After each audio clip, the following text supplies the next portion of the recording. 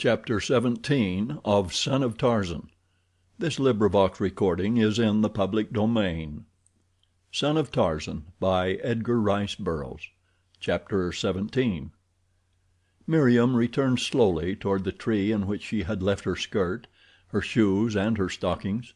She was singing blithely, but her song came to a sudden stop when she came within sight of the tree, for there, disporting themselves with glee, and pulling and hauling upon her belongings, were a number of baboons. When they saw her they showed no signs of terror. Instead, they bared their fangs and growled at her. What was there to fear in a single she Tarmangani? Nothing, absolutely nothing.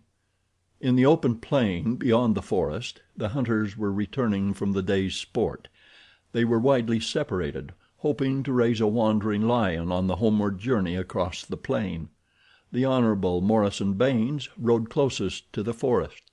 As his eyes wandered back and forth across the undulating, shrub-sprinkled ground, they fell upon the form of a creature close beside the thick jungle, where it terminated abruptly at the plain's edge. He reined his mount in the direction of his discovery. It was yet too far away for his untrained eyes to recognize it; but as he came closer he saw that it was a horse, and was about to resume the original direction of his way when he thought that he discerned a saddle upon the beast's back. He rode a little closer. Yes, the animal was saddled. The Hon. Morison approached yet nearer, and as he did so his eyes expressed a pleasurable emotion of anticipation, for they had now recognized the pony as the special favorite of Meriem. He galloped to the animal's side. Meriem must be within the wood. The man shuddered a little at the thought of an unprotected girl alone in the jungle that was still to him a fearful place of terrors and stealthily stalking death. He dismounted and left his horse beside Meriem's. On foot he entered the jungle. He knew that she was probably safe enough, and he wished to surprise her by coming suddenly upon her. He had gone but a short distance into the wood when he heard a great jabbering in a nearby tree.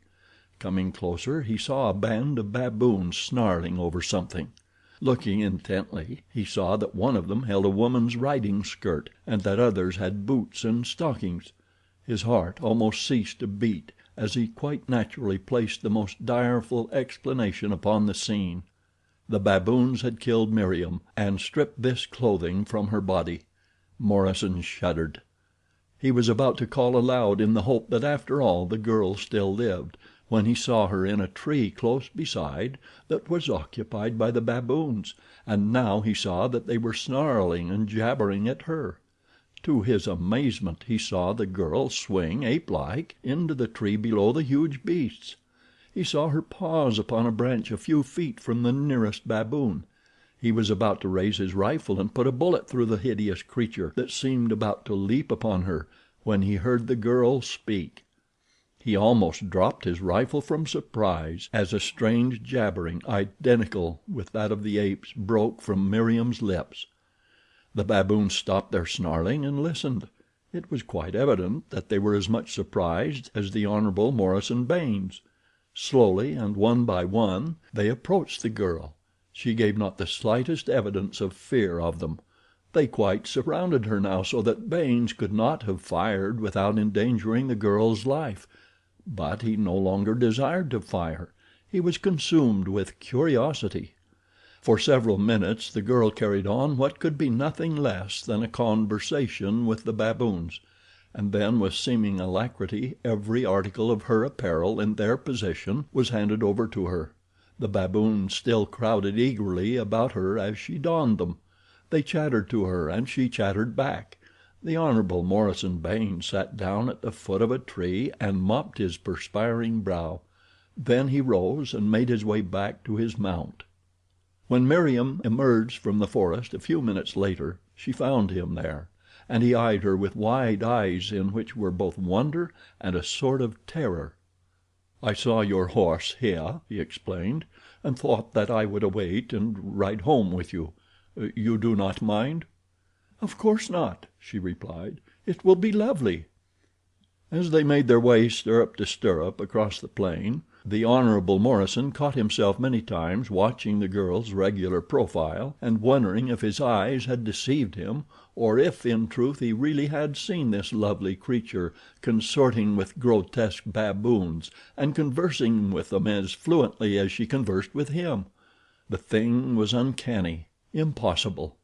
Yet he had seen it with his own eyes.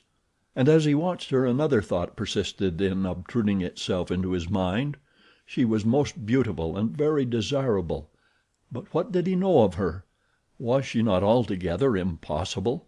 Was the scene that he had but just witnessed not sufficient proof of her impossibility? A woman who climbed trees and conversed with the baboons of the jungle. It was quite horrible. Again the Hon. Morison mopped his brow. Meriem glanced toward him. "You are warm," she said. "Now that the sun is setting I find it quite cool.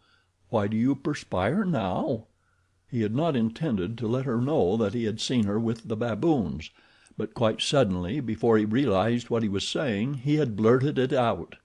"I perspire from emotion," he said. "I went into the jungle when I discovered your pony. I wanted to surprise you, but it was I who was surprised. I saw you in the trees with the baboons." "Yes," she said quite unemotionally, as though it was a matter of little moment that a young girl should be upon intimate terms with savage jungle beasts. "It was horrible," ejaculated the Hon. Morison. "Horrible?" repeated Meriem, puckering her brows in bewilderment. "What was horrible about it? They are my friends. Is it horrible to talk with one's friends?" "You were really talking with them, then?" cried the Hon. Morison.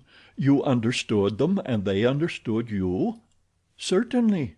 "But they are hideous creatures, degraded beasts of a lower order. How could you speak the language of beasts?" "They are not hideous and they are not degraded," replied Meriem. "Friends are never like that. I lived among them for years before Bwana found me and brought me here. I scarce knew any other tongue than that of the Mangani. Should I refuse to know them now simply because I happen for the present to live among humans?" "For the present!" ejaculated the Hon. Morison. "You cannot mean that you expect to return to live among them? Come, come, what foolishness are we talking? The very idea! You are spoofing me, Miss Meriem. You have been kind to these baboons here, and they know you and do not molest you, but that you once lived among them? No, that is preposterous." "But I did, though," insisted the girl, seeing the real horror that the man felt in the presence of such an idea reflected in his tone and manner, and rather enjoying baiting him still further.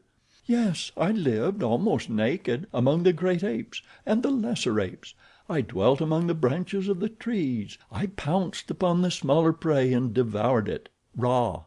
With Korak and Ahut I hunted the antelope and the boar, and I sat upon a tree limb and made faces at Numa, the lion, and threw sticks at him, and annoyed him until he roared so terribly in his rage that the earth shook. And Korak built me a lair high among the branches of a mighty tree. He brought me fruits and flesh. He fought for me and was kind to me, until I came to Bwana and my deer. I do not recall that any other than Korak was ever kind to me." There was a wistful note in the girl's voice now, and she had forgotten that she was bantering the Hon. Morison. She was thinking of Korak. She had not thought of him a great deal of late. For a time both were silently absorbed in their own reflections as they rode on toward the bungalow of their host. The girl was thinking of a godlike figure, a leopard skin half concealing his smooth, brown hide, as he leaped nimbly through the trees to lay an offering of food before her on his return from a successful hunt. Behind him, shaggy and powerful, swung a huge anthropoid ape, while she, Meriem, laughing and shouting her welcome, swung upon a swaying limb before the entrance to her sylvan bower. It was a pretty picture as she recalled it. The other side seldom obtruded itself upon her memory—the long, black nights, the chill, terrible jungle nights, the cold and damp and discomfort of the rainy season, the hideous mouthings of the savage carnivora as they prowled through the Stygian darkness beneath. the constant menace of Sheeta, the panther, and Histah, the snake, the stinging insects, the loathsome vermin, for in truth all these had been outweighed by the happiness of the sunny days, the freedom of it all, and most the companionship of Korak. The man's thoughts were rather jumbled. He had suddenly realized that he had come mighty near falling in love with this girl, of whom he had known nothing up to the previous moment when she had voluntarily revealed a portion of her past to him. The more he thought upon the matter, the more evident it became to him that he had given her his love, that he had been upon the verge of offering her his honorable name. He trembled a little at the narrowness of his escape. Yet he still loved her. There was no objection to that according to the ethics of the Hon. Morison Baynes and his kind. She was a meaner clay than he. He could no more have taken her in marriage than he could have taken one of her baboon friends, nor would she, of course, expect such an offer from him. To have his love would be sufficient honor for her. His name he would, naturally, bestow upon one in his own elevated social sphere. A girl who had consorted with apes, who, according to her own admission, had lived almost naked among them, could have no considerable sense of the finer qualities of virtue. The love that he would offer her, then, would, far from offending her, probably cover all that she might desire or expect. The more the Hon. Morison Baynes thought upon the subject, the more fully convinced he became that he was contemplating a most chivalrous and unselfish act. Europeans will better understand his point of view than Americans, poor benighted provincials, who are denied a true appreciation of caste and of the fact that the king can do no wrong. He did not even have to argue the point that she would be much happier amidst the luxuries of a London apartment, fortified as she would be by both his love and his bank account, than lawfully wed to such a one as her social position warranted. There was one question, however, which he wished to have definitely answered before he committed himself even to the program he was considering. "Who were Korak and A'ht?" he asked. "A'ht was a Mangani," replied Meriem, "and Korak a Tarmangani." "And what, pray, might a Mangani be, and a Tarmangani?" The girl laughed. "You are a Tarmangani," she replied. "The Mangani are covered with hair. You would call them apes." "Then Korak was a white man?" he asked. "Yes." "And he was your—" He paused, for he found it rather difficult to go on with that line of questioning while the girl's clear, beautiful eyes were looking straight into his. "My what?" insisted Meriem, far too unsophisticated in her unspoiled innocence to guess what the Hon. Morison was driving at. "Why—your brother," he stumbled. "No, Korak was not my brother," she replied. "Was he your husband, then?" he finally blurted out.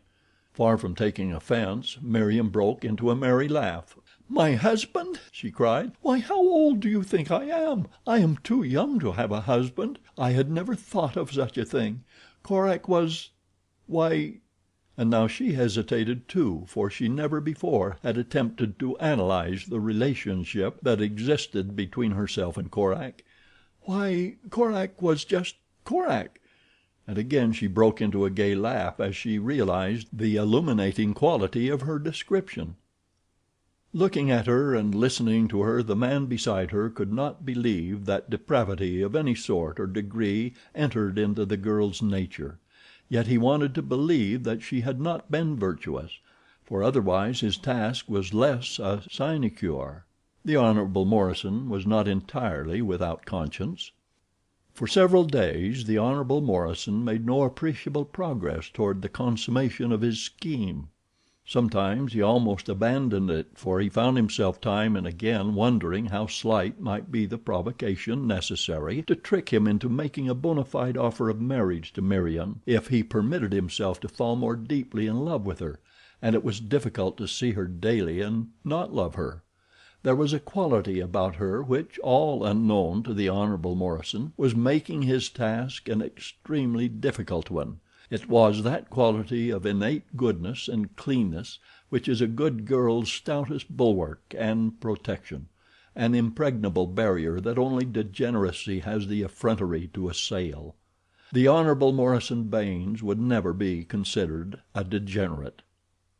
He was sitting with Meriem upon the veranda one evening after the others had retired. Earlier they had been playing tennis, a game in which the Hon. Morison shone to advantage, as, in truth, he did in most all manly sports.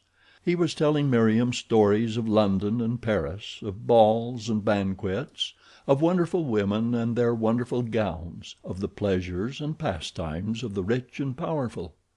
The Hon. Morison was a past master in the art of insidious boasting.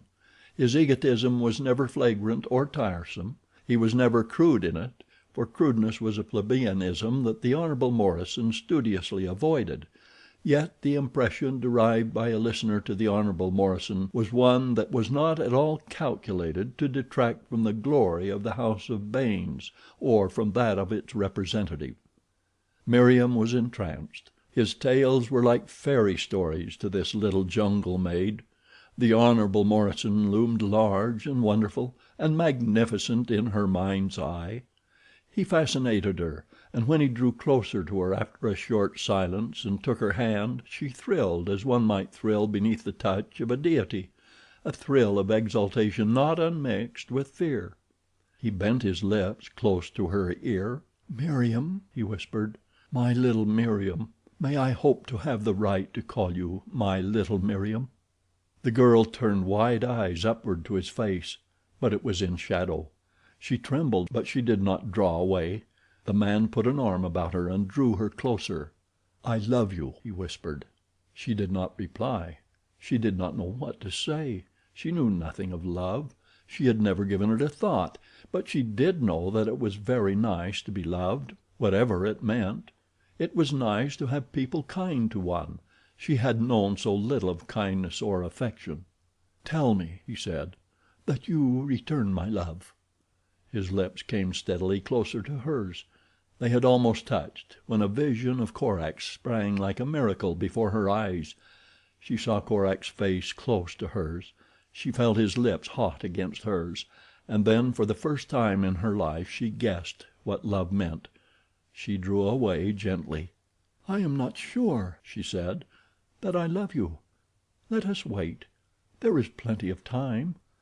I am too young to marry yet, and I am not sure that I should be happy in London or Paris. They rather frighten me." How easily and naturally she had connected his avowal of love with the idea of marriage. The Hon. Morison was perfectly sure that he had not mentioned marriage.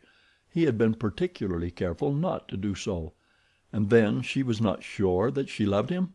That too came rather in the nature of a shock to his vanity.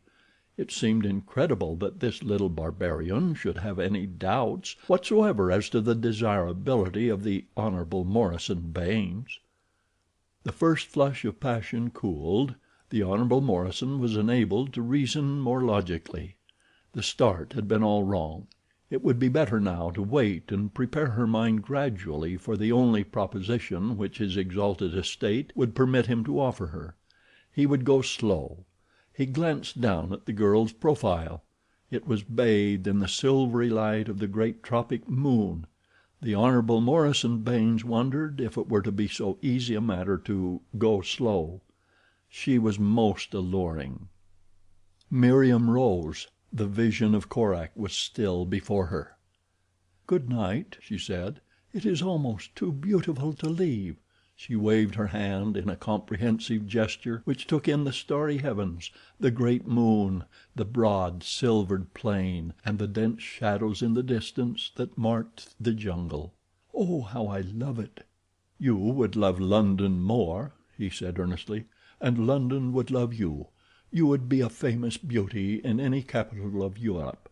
You would have the world at your feet, Meriem."